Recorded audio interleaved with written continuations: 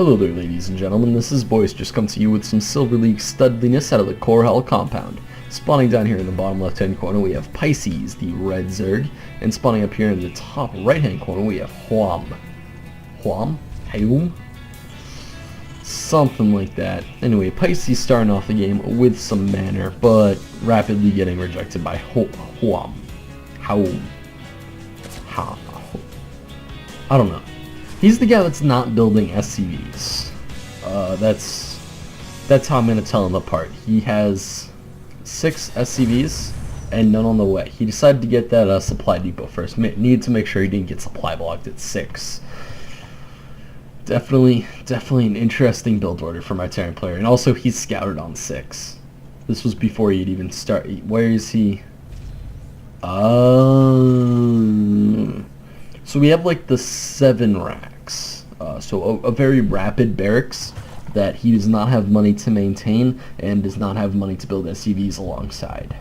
So yeah, interesting choice of build order from our Terran player. And at the same time we have Zerg just going for the very standard, just really actually a lot of drones. Maybe gonna be a 14 pool. Actually it looks like it might be a 15 hatch. It's very early. What you gonna do, Mr. Drone? Alright, now he's gonna drop a pool. For a second it looked like he was gonna move down and drop a expansion, which would have been like the only way this build would have worked. Is if you're going up against the fast expanding Zerg. However, the fact that he's going for an extractor pool, or a pool extractor, is going to basically shut down the fact that he went for a 6 supply depot into 7 racks. Yeah. Interesting build. And we have our drones shifting over to the extractor. The SCV is coming up here, just checking around the base a little bit, doing a bit of that running around action. I get so nervous whenever workers try to run the gauntlet, because usually whenever you try to run the gauntlet, you fail and your worker gets killed. That's kind of just how it works.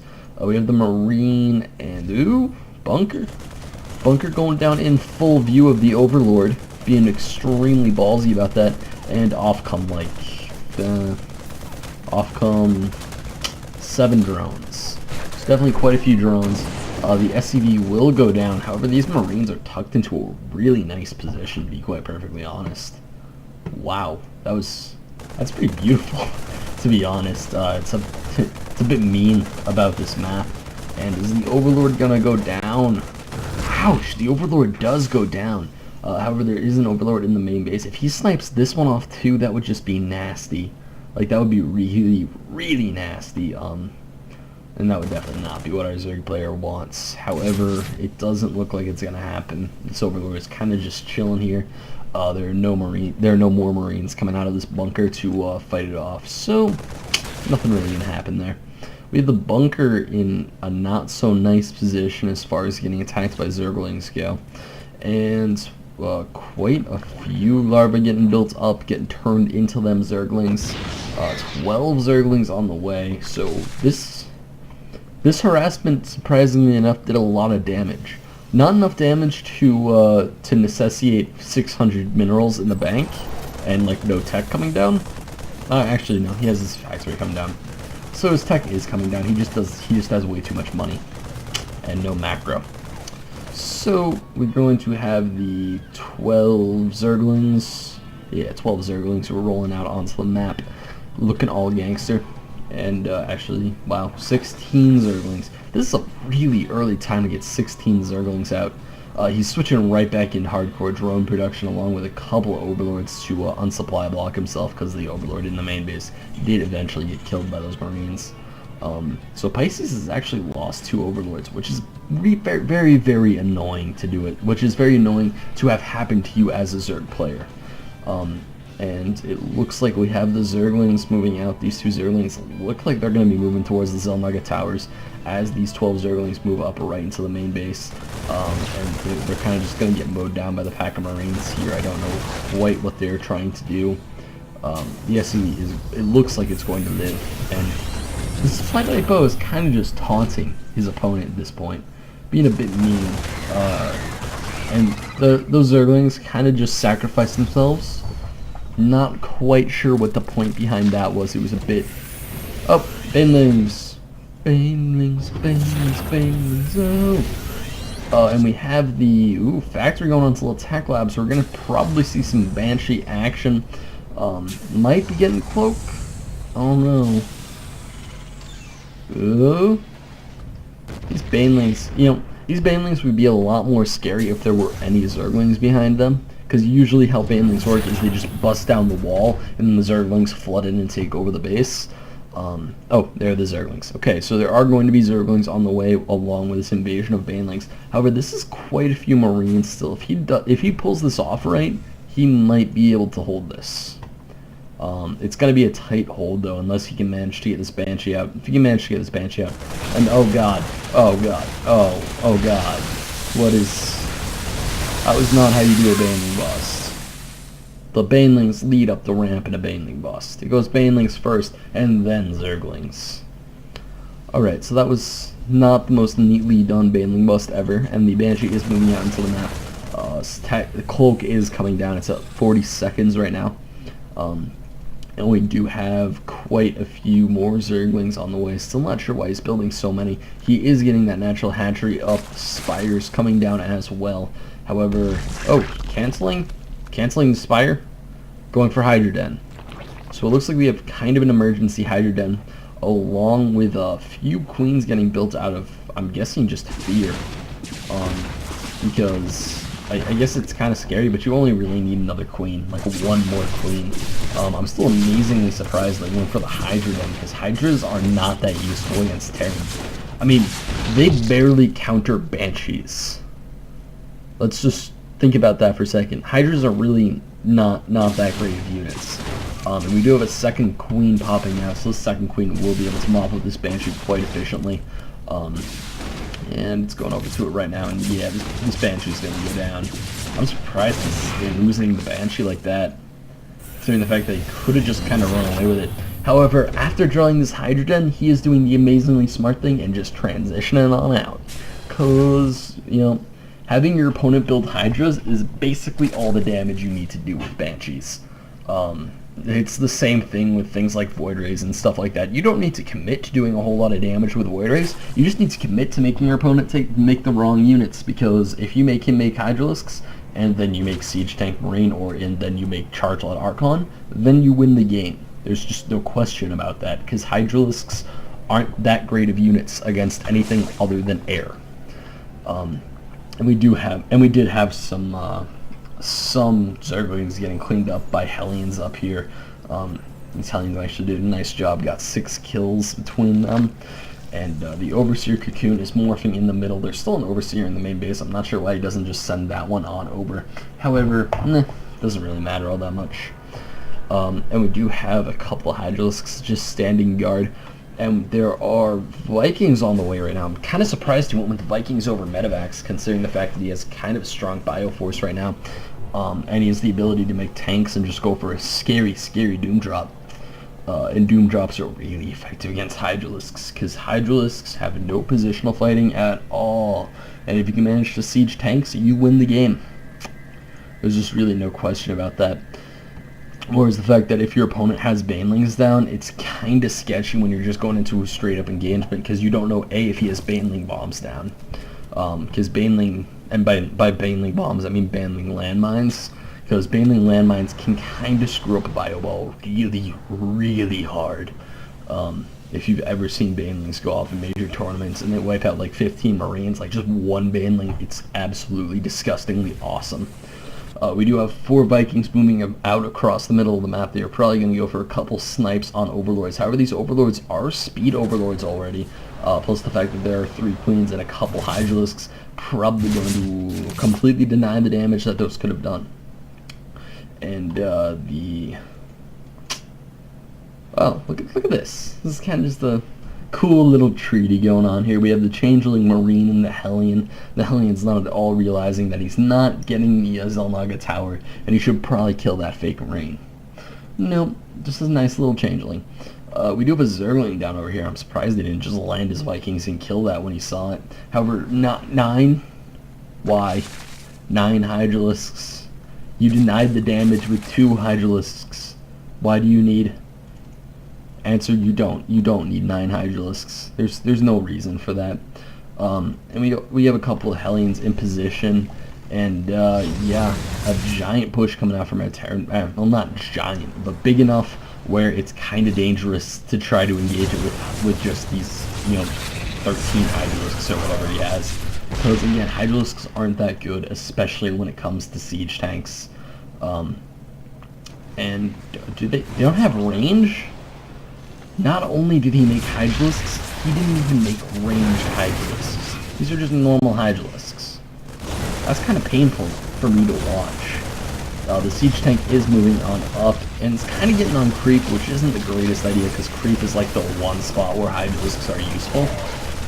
And it only gets 1 shell off, and then the Hydralisks die. So amazingly, very little damage done. Are they gonna get the hatchery? 50 health on the hatchery, so don't worry about it. It's just bleeding a little bit. And Pisces saying he's not sure if the weirdest game ever. Not really. You kind of just got baited hard into a tech that you don't want to go into. Whoops. And we have Banelings and Zerglings moving on across the map, but it's not going to matter because they're siege tanks. And siege tanks are really good against Banelings and Zerglings, especially if those Banelings and Zerglings do not have speed. And we do have those Hydralisks still kind of just chilling and defending their base. However, Pisces needs something else. He needs some sort of Mutalisk play. He just needs something that's better than Hydralisks. Because Hydralisks are not that good at anything. And we do have the creep kind of spreading across the map right now, which is what he needs if he's going to try to defend with Hydralisks. However, with 3 tanks and a giant clump of Marines, 21 Marines to be sure, and a couple of Vikings swinging around, which will probably... Oh, actually, that's 4 tanks. The 4th tank kind of just went the roundabout route. And, yeah, with these 2 Vikings to spot, make that 4 Vikings to spot, this is going to get kind of nasty. Because we have the tanks moving on into position, and they're already in pretty nice position. Yeah, this isn't good. Especially if you can manage to get vision of that high ground.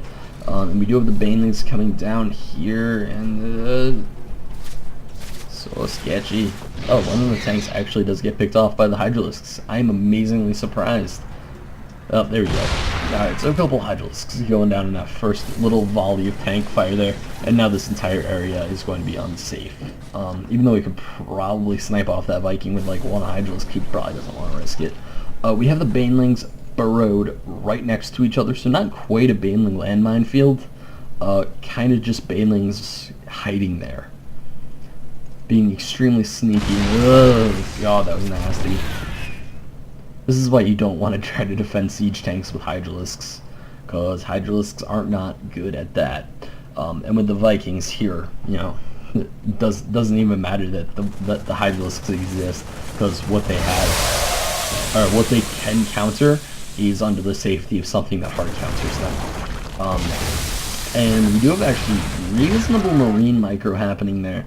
However, these Marines are still severely damaged due to the fact that they had to stamina and they took a couple of Baneling bombs to the face. And we do have the drones moving down here trying to long-range mine. However, this isn't good. Yeah, this isn't good. I don't know quite what the Zerg player has in mind right now, because his entire army is getting decimated. He only has a couple of Hydralisks left, and really this is kind of just a cautionary tale about why you should not get baited into any text choices by Terran. If he's going for Banshees, get Spore Crawlers. That's all you need to defend. It's all you need to defend Banshees, because Banshees are dangerous, and if he ends up swinging in with like 6 Banshees, then you just need like 4 Spore Crawlers and maybe a couple of Queens for Transfuge. But that's usually it. And most Terrans will not go for something like 6 like some sort of 6 Banshee play that's really aggressively Banshee heavy, because that's basically the only thing you would use Hydras for, and Hydras aren't even, again, the best way to deal with that. So yeah, this game is over. I'm not quite sure what Pisces plans to do. He's mined out. He has 800 in the bank. His enemy's entire army is in his base. And siege tanks are sieging his army and kind of slaughtering it pretty hard. Yeah, that was pretty nasty. And the siege tanks are going to be moving right up into the main right now. And actually, no, the siege tanks actually on that ramp are in a beautiful position to hold off Zerglings because they can't get surrounds on them. So that was pretty nasty. Not sure how Pisces plans to deal with this. He did burrow all of his drones. It would be funny if he oh no, he doesn't have the money for it. I was gonna say it would be oh, there's the charge of the drones. Get them, drones. Yeah, and there's Pisces saying GG, well played. And actually very well played from HAUM. Yeah, nice use of Sky Terran. And by Sky Terran, he probably means just baiting the tech. And baiting tech against Zerg is like one of the best things you can do early game, because it gets you in a beautiful position to do a really strong mid-game push. I like this one right here. Just Marine tank, and because he knew that Hydralisks were being built because it was due to an overreaction to Banshees, boom, worked perfectly. Yeah, I'm not quite sure. Is he actually going to have to get eliminated? Oh, no, there we go. Pisces has left the game. So congratulations to HAUM for winning that game. Again, beautiful play with that, with forcing the Hydras and then just doing a really hard tech switch right into Marine tank.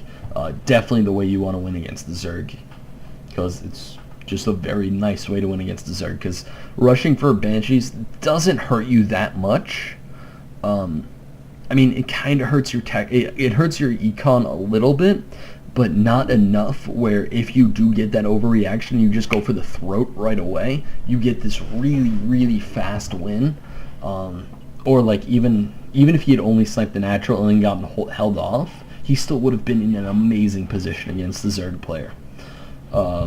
So anyway, guys, you can check out any other videos I have commentated over at youtube.com/user/boisteroussc2. You can also send any games you want commentated into boisteroussc2@gmail.com. Remember to go over to sc2clans.org and sign up if you are looking for any clan or you just want to support them, because at this point I think they're in the stage of finding sponsors for a tournament that me and Kadoink are so far planned to co-commentate. We're still working out on the details, and it'll probably be coming up later in the year. And not later in the year, I mean like over the summer-ish area. And yeah, that's all the announcements I have to say. So keep sending in your games, keep subscribing, keep following, keep watching the videos. And this is Boisterous, signing out.